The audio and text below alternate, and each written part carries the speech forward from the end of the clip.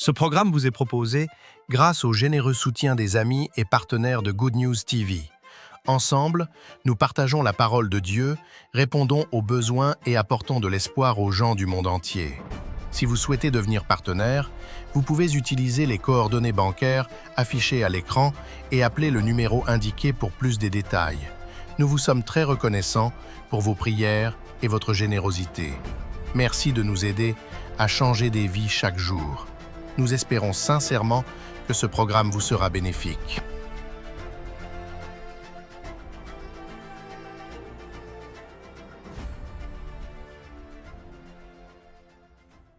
Shalom bien-aimés, nous sommes sur Good News TV et aujourd'hui nous nous retrouvons dans notre émission L'heure de la moisson. L'heure de la moisson, c'est un programme conçu par l'OMC.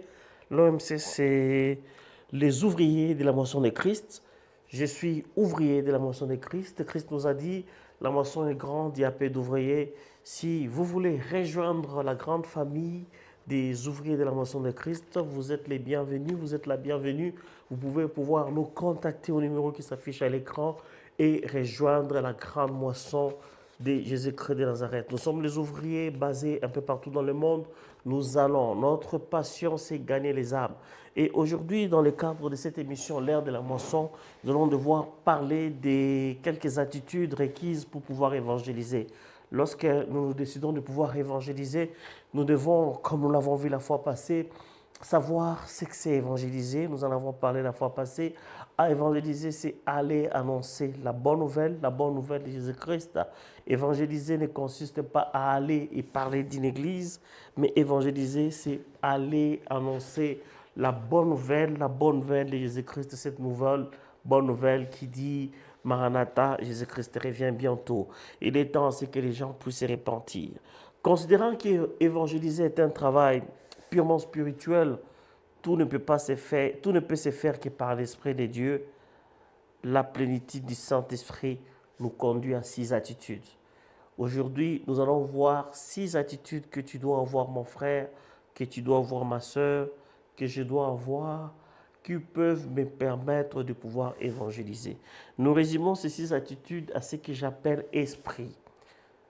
Il y a 6 attitudes que je résume en esprit, car nous devons servir le Seigneur en esprit et en vérité. Et la première attitude dont doit faire preuve tout évangéliste, c'est sa capacité à pouvoir écouter. Écouter la personne afin de connaître la personne, identifier les besoins. C'est-à-dire, lorsque l'on va évangéliser, nous devons avoir cette attitude d'être prêt à pouvoir écouter. Nous n'allons pas seulement pour que les gens nous écoutent parler de la part du Seigneur, mais nous allons pour pouvoir écouter la personne. En écoutant la personne, vous créez une approche qui lui met en confiance, vous créez plutôt une approche qui lui permet de supprimer ses peurs, d'avoir confiance et de ne pas s'inquiéter. Écouter, c'est aussi être prêt à ne pas juger. Quand nous écoutons, nous laissons Jésus-Christ se servir de nos oreilles. Et lorsqu'il se sert de nos oreilles, nous cernons les besoins réels. Et lorsque nous écoutons, nous permettons aussi à Dieu de pouvoir nous parler. Nous écoutons Dieu nous parler par rapport à ce que nous écoutons de notre personne. C'est-à-dire la première attitude, un évangéliste, c'est celui qui doit savoir écouter. Écouter, c'est vraiment capital. Dans esprit, nous avons commencé avec et d'écouter. Après écouter, nous allons à S. S, c'est la deuxième attitude, c'est celle de pouvoir sourire. Un évangéliste, c'est celui qui sait sourire. C'est-à-dire donner une très bonne impression. On ne sait pas aller évangéliser avec un visage fâché. On ne sait pas aller évangéliser et être là en train de pouvoir exposer pleinement sa peine. Je me rappelle une fois, j'ai suivi un serviteur de Dieu qui parlait et qui a dit une fois un pasteur, il avait des problèmes, il est entré dans une église alors que c'était son jour. Il devait évangéliser, il devait parler de la part du Seigneur. Il voit les prêtres de Dieu, il lui dit, et il leur dit plutôt, écoutez, aujourd'hui je n'ai rien à vous dire parce que moi-même là, je suis KO. Moi-même là, j'ai des situations qui me dépassent. Voilà pourquoi ce que j'ai à vous dire, c'est que je n'ai rien à vous dire. En tant que berger, c'est inadmissible qu'une personne fasse ça. Et lorsque nous allons demander aux autres de pouvoir nous suivre, de rentrer à la maison, de servir notre Père, nous devons être de ceux-là qui doivent avoir un comportement, une attitude correcte. Nous devons donner du goût. Les gens, lorsqu'ils nous voient, au-delà des problèmes que nous avons, au-delà des dettes que nous avons, au-delà des souffrances, au-delà de ce qui nous dérange, de ce qui nous ronge, ayons une très bonne présentation. Et lorsque nous avons une bonne présentation, ça nous permet de pouvoir créer un climat propice à ce que les gens puissent nous écouter. Vous savez, si tu ne sais pas sourire, n'ouvre pas un magasin. C'est une expression que les commerçants utilisent souvent. Vous verrez lorsque vous arrivez dans un magasin, tout le monde vous sourit. Il vous sourit pour vous mettre en confiance. Il vous sourit pour vous permettre de pouvoir comprendre que ce qui est en train d'être fait, c'est fait de manière à ce que vous puissiez être à l'aise. Il vous sourit puisqu'il vous met à l'honneur. Il ne vous sourit pas parce qu'il vous connaisse. Il ne nous sourit pas. Il vous sourit de manière à ce que vous puissiez être capable de comprendre ce qui se passe. Donnons envie de ressembler à Christ. Les sourires ouvrent le cœur. Lorsque vous allez voir une personne, il ne faut pas être mécanique. Vous y arrivez, vous souriez à la personne, vous parlez à la personne, ça crée un climat propice et la personne se dit je suis entre les bonnes mains et facilement la personne peut s'ouvrir, la personne peut vous donner de son temps parce que vous lui avez considéré. Ne pas être comme ce pasteur, comme je disais, qui a fait pleurer toute l'église, il arrive, il parle de tous ses problèmes et au final il n'y a rien. Évangéliser, comme nous avons dit, c'est un travail spirituel, raison pour laquelle nous avons résumé les caractéristiques en 6.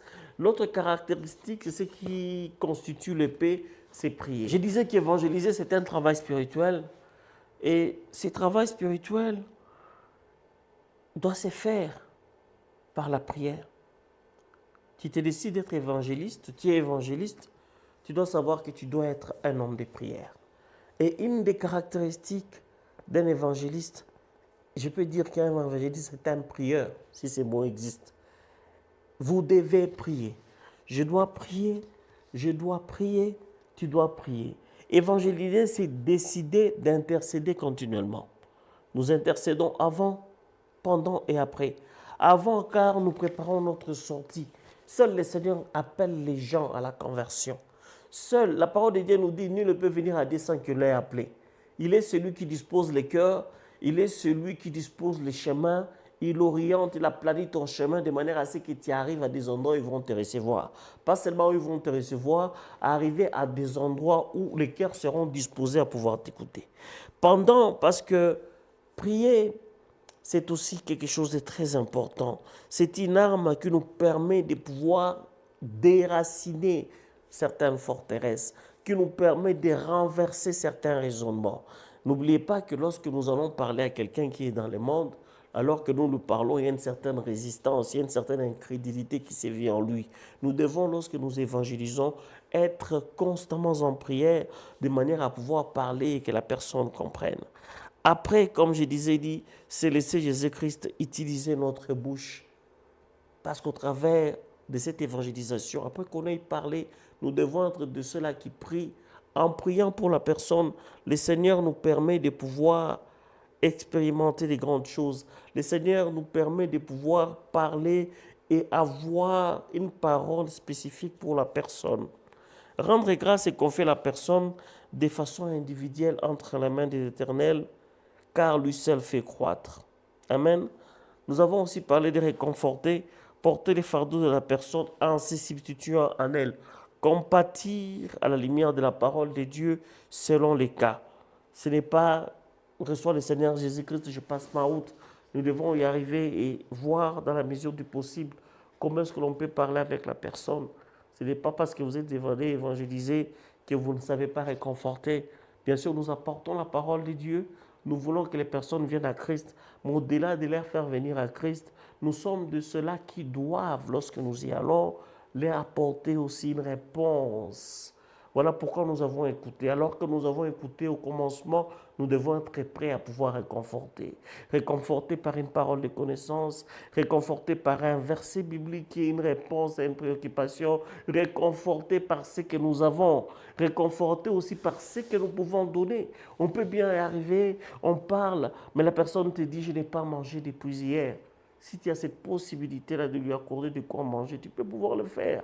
Si tu as cette possibilité-là de répondre à tel ou tel besoin, tu peux pouvoir le faire.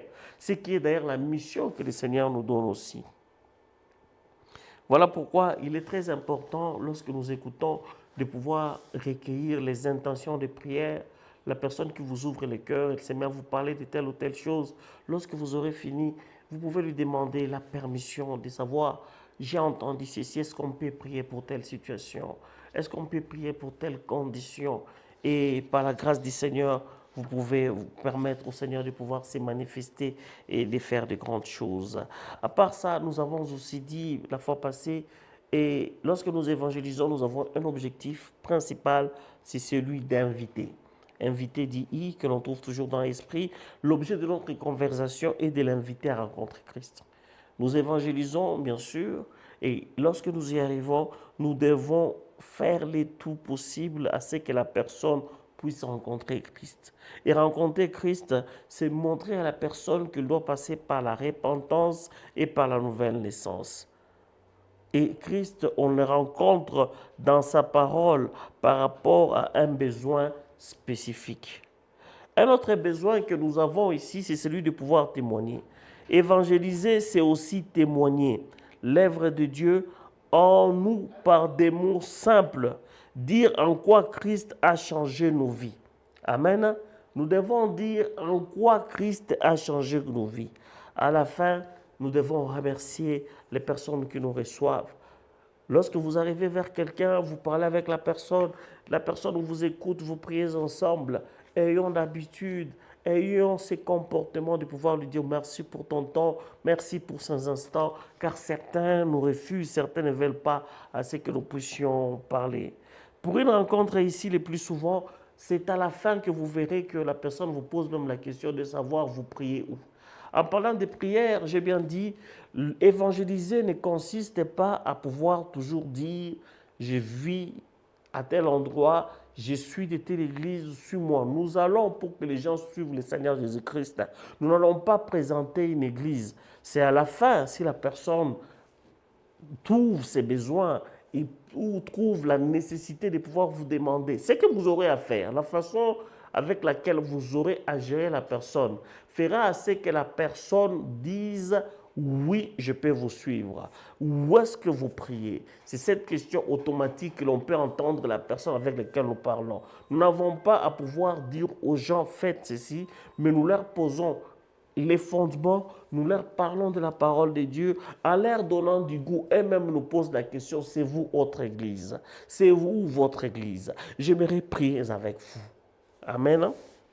Et là, nous allons voir une série de quelques conseils pratiques qui nous permettent de pouvoir faire les choses telles que Dieu veut que nous puissions les faire. Et le tout premier conseil que je vous donne, que je me donne en tant qu'évangéliste est celui-ci. Évangéliser, c'est un dialogue, pas un discours. Lorsque nous allons, nous dialoguons. Nous saluons la personne, nous créons un point. Ça peut être n'importe où, ça peut être dans un marché, ça peut être dans un magasin, ça peut être dans un bureau, ça peut être dans un bus. Il faut créer un point de contact. Il faut créer une certaine conversation. Et lorsque nous faisons la conversation, nous ne sommes pas là pour faire un discours. Nous devons par contre créer un dialogue. Il faudrait que l'on parle. Amen. On témoigne Christ, pas un débat. Lorsque nous allons évangéliser, nous n'allons pas montrer aux autres combien de versets nous maîtrisons, combien nous connaissons.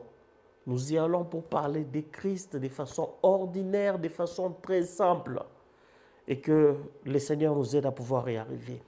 Un autre conseil que l'on peut noter ici, c'est que nous devons éviter les débats. Évangéliser n'est pas un débat. Vous n'êtes pas sur un plateau où l'on pose des questions et réponses. Cela n'exclut pas à ce que l'on réponde à des questions. Mais évangéliser, c'est d'abord et toujours cette capacité, cette attitude qui nous permet, lorsque nous y arrivons, nous parlons de Christ, de pouvoir parler de Christ et permettre à ce que la personne se convertisse. Il y a bien sûr les questions qui doivent être posées, mais évitons d'aller dans des débats par rapport à la doctrine, des débats par rapport à ce que ça signifie telle ou telle chose. Ce sont des choses qui, des fois, sont faits par des personnes qui cherchent à tester votre connaissance, mais aussi par des personnes qui ne sont pas ouvertes à recevoir l'évangile, mais plutôt à vous faire passer votre temps. Un autre conseil que l'on peut retenir ici, en cas de questions pièges, tout tout est centré sur Christ. On peut vous poser une question piège et lorsque vous remarquez que c'est une question piège qui a trait à la doctrine, qui a trait à certains usages pratiquement humains, il est très intéressant de tout recentrer sur Christ de manière à pouvoir continuer et atteindre l'objectif. Si on t'a vu balader, bénis le Seigneur, ne force pas. Ne perds pas le temps parce que tu es arrivé quelque part, tu dois continuer à enfoncer. Il y a des gens, je vous ai dit, nous devons prier pour que les gens nous reçoivent. Et lorsque vous arrivez quelque part où on ne vous reçoit pas, ne forcez pas, bénissez le Seigneur. Le Seigneur le dit clairement dans Matthieu 5, 11. Lorsque l'on ne vous reçoit pas, rendez grâce à Dieu. Laissez et continuez, n'essayez pas de perdre de temps. Centrez la conversation sur Jésus-Christ, pas sur une église. J'en ai parlé un peu plus tôt là. Lorsque nous allons évangéliser, nous parlons, nous annonçons la bonne nouvelle. Nous n'annonçons pas une église, nous n'annonçons pas la vision d'une église, mais nous annonçons la bonne nouvelle. Et au travers de cette bonne nouvelle, la personne peut donner son cœur au Seigneur. Au travers de l'allure qui va prendre la conversation, la personne peut chercher à savoir où vous priez. Et lorsque la personne cherche à savoir où vous priez, là, vous pouvez présenter votre église et lui parler normalement de cette église. Amen. Nous devons veiller sur notre attitude, sur notre façon de pouvoir parler. Nous devons être polis lorsque nous évangélisons, lorsque nous évangélisons plutôt. Évangéliser, c'est savoir être aussi poli. Évangéliser, c'est savoir que je suis face à un aîné, je suis face à une maman, je suis face à un papa, je suis face à telle ou telle personne. On ne sait pas être évangéliste et vulgaire. On ne sait pas être évangéliste et brutal. Évangéliser aussi, c'est donner par moment un témoignage au regard de la conversation en laissant le Saint-Esprit parler. Les témoignages, ça permet à la personne de pouvoir se retrouver en vous. Les témoignages, ça peut être un témoignage direct par rapport à une situation que vous avez traversée vous-même, mais ça peut aussi être un témoignage que vous avez entendu quelque part qui peut réconforter la personne avec laquelle vous parlez. Amen. Évangéliser, c'est inviter la personne à partager la foi que vous avez. C'est l'inviter à vous ressembler. Alors lorsque vous y allez, parlez correctement. Habillez-vous correctement. Ayez des égards, ayez de la hauteur lorsque vous allez, de manière à ce que la personne se dise, c'est vrai, je vais ressembler à cette personne. Je vais penser comme cette personne. Je vais regarder cette personne comme cette personne. Alors que nous tous, nous ressemblons à Jésus-Christ, ayons de la hauteur. Nous devons être audacieux et ne pas être timides. Par moments, je me rappelle une fois, j'évangélisais, j'étais avec mon épouse. On arrive quelque part, je vois des dames hindoues qui venaient là. Je me suis dit, celles-là, avec tout ce qu'elles ont au visage, leur habillement, rien ne pourra sortir d'ici. Je me dis, non, je n'avance pas. Et mon épouse, elle avança, elle commença à parler à la dame. Et à notre grande surprise, cette dame-là avait besoin de Christ. Il faut avoir l'audace. L'audace de pouvoir parler de Jésus.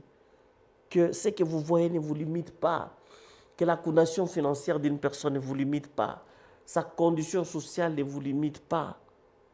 Que sa condition par rapport à la connaissance ou par rapport à telle chose ne puisse pas vous limiter. Et un autre conseil, il faut toujours demander à la personne la permission de procéder. Est-ce que je peux prier pour vous? Est-ce que vous pouvez me donner un peu de votre temps? Un peu de votre temps? Est-ce que je peux m'asseoir à vos côtés? Est-ce que je peux cheminer avec vous? Amen. Nous sommes intercesseurs des âmes que nous rencontrons, d'où la nécessité de prier individuellement. Nous avons la responsabilité spirituelle des âmes que nous rencontrons. Lorsque Dieu te met quelqu'un sur ton chemin, sache que tu as cette responsabilité de prier pour cette personne, au regard de tout ce que cette personne t'a dit. Et plus encore, tu as cette responsabilité si cette personne a accepté Christ au travers de toi, au travers de toi, ma soeur, au travers de toi, mon frère. Nous devons adopter un langage et une approche en fonction de la personne. Nous ne devons pas aller et raconter des choses qui ne sont pas correctes. Nous devons adopter un langage au regard de la personne. Nous ne devons pas aller et adopter un comportement qui n'est pas correct. Adopter un langage, une approche en fonction de la personne. Nous devons être souples par rapport à la personne qui est en face de nous. Vous savez, Paul, il a dit des fois, je ne vous demande pas de pouvoir, je ne nous demande pas de pouvoir nous comporter en païen parce qu'on est avec les païens. Mais nous devons avoir un langage tempéré. Nous devons nous mettre à la place de la personne, parler comme ces personnes, agir comme eux, pas tout en péchant. Il faudrait rester dans la limite. Être souple, n'ayant pas le Saint-Esprit pour avoir une vision différente. Ne jugez pas ni ne jouez pas le Saint-Esprit. Ah là là. À part ça, si je veux que l'on continue, faire enfin des comptes d'une proposition. Évangéliser, c'est dire que je vais lui faire une proposition. Et il y a 3 propositions que l'on fait à la personne. Lui demander d'accepter le Seigneur de Jésus-Christ, l'inviter à l'église et solliciter un suivi. Et par-dessus tout, lui remercier. Et lorsqu'on évangélise, on doit aussi te poser 3 questions. Qui est Jésus-Christ pour toi? C'est une question principale que l'on pose. Il faut toujours, lorsqu'on y va, qu'on se dit, la personne avec laquelle je le parle, on ne va pas lui dire clairement, écoute, qui est Jésus-Christ pour toi? Il y a plusieurs façons. Et en parlant, vous pouvez comprendre ce qu'est cette personne. Et aujourd'hui, lorsque vous dites qui est Jésus-Christ pour toi, tout le monde, c'est une mode d'avoir Jésus-Christ. Quelqu'un même peut vous mentir. Mais vous devez chercher à avoir une réponse par rapport à ça. Vous devez aussi chercher à savoir quelle est la réponse, quelle est la relation plutôt que cette personne a par rapport à Jésus-Christ. Vous savez, une fois, j'ai rencontré une dame, je parlais avec elle, je lui dis, qui est Jésus-Christ pour toi? Elle me dit, c'est mon pourvoyeur. Et puis, je lui dis, écoute, comment s'appelle ta maman? Elle me donne le nom de la maman. Et puis, je lui dis, comment s'appelle? Qui est-elle? Elle dit, c'est ma maman. Je dis, ok, maintenant, réponds à ma question, qui est Jésus-Christ pour toi? La personne n'a pas su cette relation-là. Il faudrait que tu comprennes, au-delà de qui est Jésus-Christ pour la personne, il faut comprendre quelle est la relation que cette personne entretient en Jésus-Christ. Et surtout, il y a un thème, il y a un sujet sur lequel nous devons parler, c'est chercher à montrer à la personne afin qu'elle comprenne c'est quoi la vie éternelle. Insister et démontrer l'amour de Jésus-Christ pour lui. Amen. C'est très important. Et nous retiendrons ici quelques versets clés lorsqu'on évangélise que l'on doit savoir pour un bon entretien. Et ces versets nous permettent même de pouvoir aller et parler plus clairement. Je m'en vais lire normalement rapidement. Il y a 6 versets clés que l'on doit savoir. Le tout premier verset, c'est Jean 3,16. Le but de l'évangile est la vie éternelle. Amen. Deuxième verset. La vie éternelle, c'est connaître Dieu. Nous trouvons ça dans Jean 17,3. Troisième verset. Connaître Dieu, c'est vivre dans son intimité. 1 Corinthiens 6, 16 à 17. Quatrième verset. La vie éternelle est accessible maintenant. 1 Jean 5, 12. Cinquième verset. Dieu veut avoir une relation personnelle avec vous. Et on trouve ça dans Apocalypse 3, 20. Il dit, je me tiens à la porte et je frappe. Celui qui entend ma voix et m'ouvre, j'entrerai chez lui. Je souperai et je demeurrai avec lui. Nous avons aussi dans Romains 10, où il dit carrément, on nous dit que c'est de la bouche, c'est de l'abondance du cœur que l'on croit. Et c'est en confessant de la bouche que l'on parvient au salut. Amen. C'est pratiquement les caractéristiques qu'un évangéliste doit avoir pour pouvoir évangéliser, pour pouvoir faire son travail dans la moisson de son Père, de manière à pouvoir être compétitif, de manière à pouvoir parler et gagner plusieurs âmes au Seigneur. Paix et grâce sur vous. Que le Seigneur nous bénisse et à la prochaine.